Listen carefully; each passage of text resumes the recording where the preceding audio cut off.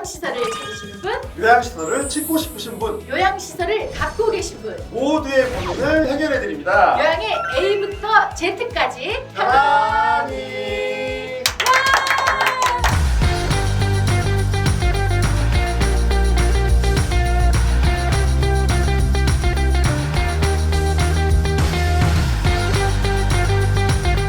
네, 변호사님 오늘도 좋은 말씀 부탁드릴게요. 네, 예, 알겠습니다. 예. 아, 저희가 또 실제 사연을 읽어드려야 되는데 예. 오늘은 우리 대표님이 먼저 좀 소개를 해주시죠. 네. 안녕하세요. 저는 현재 요양시설에서 일하고 있는 요양보호사입니다. 다름이 아니라 누구에게도 얘기하기 힘든 곤란한 일이 있어 고민 끝에 편안히 문을 두드리게 되었습니다. 요양시설에서 일하던 어느 날이었습니다. 할머님분들이 3, 4, 5 모여 얘기를 나누고 계신 옆을 지나쳐 가는데 아이 요양보호사 선생님 일로 좀 와봐. 예? 어르신 무슨 일이세요? 거봐, 내 말이 맞지? 예? 뭐가요? 아니 코가 크다고.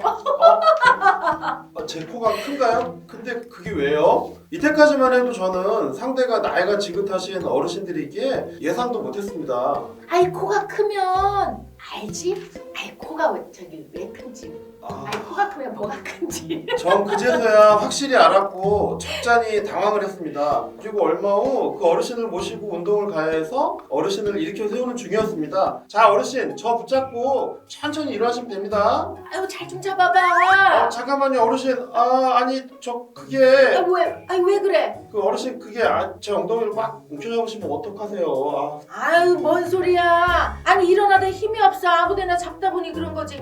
아니 뭘 그런 거 가지고 그래 늙은이한테? 예 알겠습니다. 그럼 운동하러 가실까요? 아이 근데 요양보호사 선생 아유 운동 좀 더 해야겠다. 탄력이 떨어져.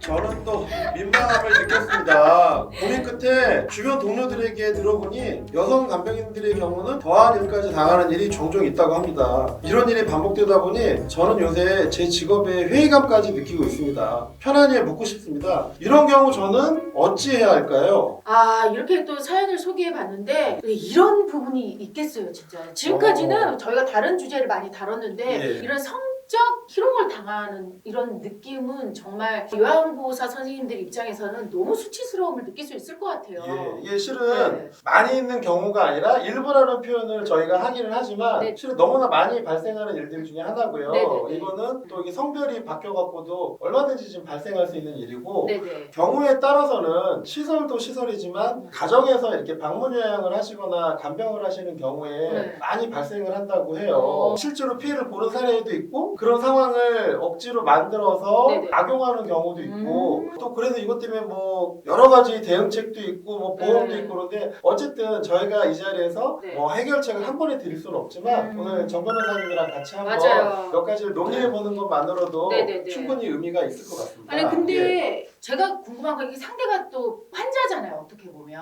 네. 그럼 이런 경우에는 어떻게 뭐 고소라도 해야 되는지 좀 되게 애매한데 어떻게 해야 되나요? 뭐 고소를 할지 여부는 네. 결국 뭐 본인이 얼마나 그 참을 수 있는지 여부 뭐 네. 참고 그냥 용서를 해드리는 게 맞을지 네. 아니면은 확실하게 뭐 처벌을 받게 해서 그냥 정신을 차리게 하는 게 좋겠다고 생각할지 그거는 본인이 결정할 문제고요. 네네. 한 가지 제가 먼저 그 개념에 대해서 좀 시청자분들께 설명을 드리자면은 먼저 성폭행은 형법상 강간, 소위 말하는 강간죄에 해당하는 것이고요. 그런 경우에는 폭행, 협박을 통해서 실제 성행위까지 이르렀을 때 이럴 때 처벌을 하는 거 무겁게 처벌을 하게 되죠. 3년 이상의 유기징역에 처하게 되어 있으니까 네. 성행위가 아닌 단순히 그냥 신체적인 그 접촉 그 같은 경우에는 흔히 성추행이라고 많이 표현을 하는데 네네. 그건 형법상 강제추행죄에 해당되고요. 10년 이하의 그 징역에 네. 처벌하게 되어 있습니다. 그러니까 사안 같은 경우에는 할머니가 요양보호사 선생님의 엉덩이를 만졌다는 게 실수, 진짜 실수라면 어쩔 수 없겠지만 고의적으로 만졌다라고 이제 판단이 된다면은 형법상 강제추행죄에 해당이 되고요. 네. 그 다음에 뭐 코가 큰 경우에는 뭐 어쩌다 어디가 네. 크다라든지 그 농담 같은 성적인 농담 이런 네. 것들은 성희롱의 개념에 해당하는데요. 이런 경우에는 실질적으로는 형법상 처벌까지는 되진 않지만 그래도 민사상 손해배상 행위는 되고 네. 명백한 불법 행위이기 때문에 당연히 조심하셔야 됩니다. 이 부분과 관련해서 네네. 저희가 저희가 이제 변호사님을 모셔놓고 말씀은 듣지만 실질적으로 이거를 법률적으로 처벌을 요청하거나 이러기는 정말 힘들 것 같아요. 좀 애매할 것 같아요. 예, 왜냐면 네. 만약에 시설에서 이렇게 해서 어르신이 요양보호사분께 불쾌한 행동을 해서 요양보호사분이 소송을 걸어서 뭐 이렇게 소송에 이겼다. 그럼 만약에 이게 외부 가족들한테 소문이 나게 되면 우리 부모님 잘못 모셨다가 저희 요양보호사분한테 소송 걸려서 이렇게 했다고 하면은 그 원장님도 별로 원하시지 않을 것 같고 앞으로 많이 발생할 일이긴 한데 참 명백하게 어떻게 그 해결할 수 있는 방법이 없어서 좀 깝깝하고 좀 그런 것 같아요. 제가 알기로는 이렇게 방문 요양이나 요양보호사나 간병인분들 관해서 매뉴얼은 다 있긴 있으신 것 같거든요. 만약에 요양원은 둘째치고 가정에서 1대1로 있는 방문 요양이나 간병인인 경우에 증거나 증인이 없잖아요. 이럴 경우에 또 그리고 치매가 있으신 경우 맞아. 치매가 저도. 없고 또 육체적으로만 어려움이 있으신 경우 이런 경우에는 또 법률적인 책임이 달라지나요? 네, 그거는 네. 뭐 당연히 달라지고요. 일단 먼저 입증 관련해서는 예. 물론 녹음이나 뭐 녹화 예. 같은 것들이 이루어졌다 객관적인 물증이 있다면은 당연히 뭐 입증이 편안히 이루어지겠지만 그렇지 않는 경우가 대부분인 텐데 그랬을 경우에 물론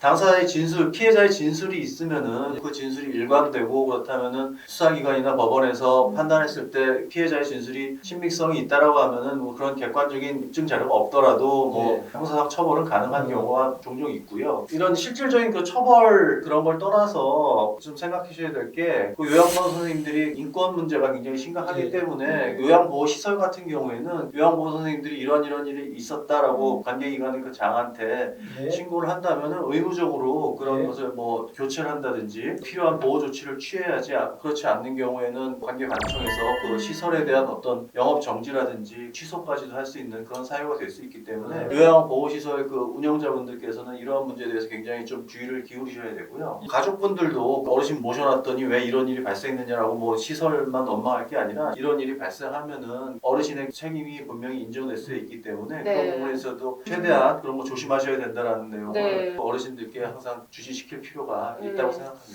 제가 궁금한 게 사실 아까 말씀드렸지만 치매 노인분이 요양보호사 선생님을 예를 들어 성추행을 했는데 정신이 온전하지 못한 상태에서 했는지 아니면 정신이 온전한 상태에서 했는지 설령 녹음을 해도 이걸 좀 구분하기가 되게 헷갈릴 것 같고 그렇죠. 그리고 또 반대로 이런 치매 노인을 되려 요양보호사가 성추행을 할 수도 있는 거 아니에요? 그렇지, 맞습니다. 근데 이 치매 환자 입장에서는 어떻게 고소할 수도 없고 뭐 믿을 수가 없으니까 뭔가 객관적이지 않다고 생각을 하기 때문에 그런 경우는 어떻게 해야 되죠? 결국 입증의 문제고 그런 부분에 대해서 가족분들이 그런 피해를 입겠다는 의심이 든다면 노인 어르신한테 심층적인 질문이라든지 면담을 통해서 내용을 확인하고 필요하다면은 뭐 몰래라도 뭐 입증 자료를 뭐 수집하기 위해서 그 녹음 장치 같은 것들을 설치하는 방법은 있을 수는 있겠죠. 그리고 반대로 그 치매 노인분들이 어떤 가해자의 그 위치에 처했을 때는 형사상 엄밀하게 말하면은 치매 노인의 상태가 너무 심각해가지고 법률적으로 심신상실의 상태에 이르렀다라는 정도면은 책임 능력이 인정이 안 돼서 처벌을 할 수가 없고요. 형사상 처벌은 할 수가 없는 거고 과연 그런 치매라고 해도 뭐 여러 종류 단계가 있으니까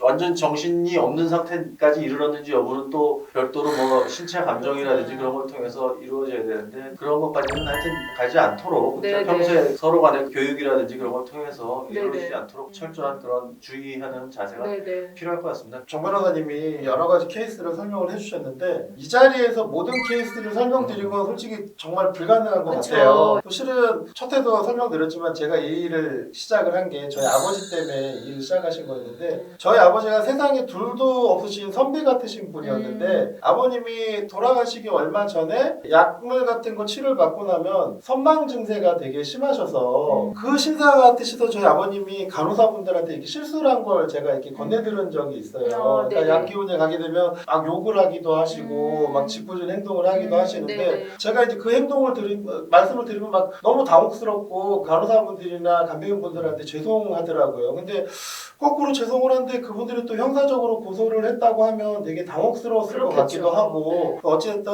저희가 말씀드리는 건 이게 이제 기본적으로 가족분들이나 또 요양시설 운영하시는 분들이나 보호사분들이나 환자분들 서로가 서로의 서로에 대한 인간적인 배려나 네. 교육이나 이런 것들이 충분히 필요할 것 같고요. 또 케이스별로 다르니까 그때마다 혹시라도 편안히 의뢰를 하시거나 편안히 문의를 하시면 케이스별로 저희 정 변호사님이랑 전문가분들이 성실하게 응대해드리고 같이 고민해드리는 거. 이 자리에서 딱 이거는 이거고 누가 문제입니다가 아니라 모두의 문제니까 앞으로 같이 고민을 해보고 실은 이런 거와 관련된 보상이나 배상 책임과 관련해갖고 각종 보험 상품들도 지금 개발이 되고 있는 걸로 알고 그래요? 있는데요. 아마 그런 것도 한계가 있을 거고 네네. 다음에는 또 이 부분과 관련해서는 의사분도 모시고 시설장분도 모시고 보험회사분도 모시고 요거만 갖고 몇 시간을 촬영을 해도 거리가 나올 것 같아요. 네네. 그런 식으로 한번 다음에 정리를 하면 어떨까 싶습니다. 네, 지금 예. 다음에 할 거리가 지금 엄청납니다. 너무 풍성해요. 예. 네, 자 오늘도 이렇게 편안히와 함께 하셨는데요. 앞으로도 요양에 관한 모든 문제를 함께 고민하고 해결해 보도록 하겠습니다. 오늘도 너무 감사드립니다. 노래 한 번 봐도 역시 네. 정권님이 최고인 것 같아요. 자 다음 주도 여러분 함께 하도록 하겠습니다. 이번 주도 편안히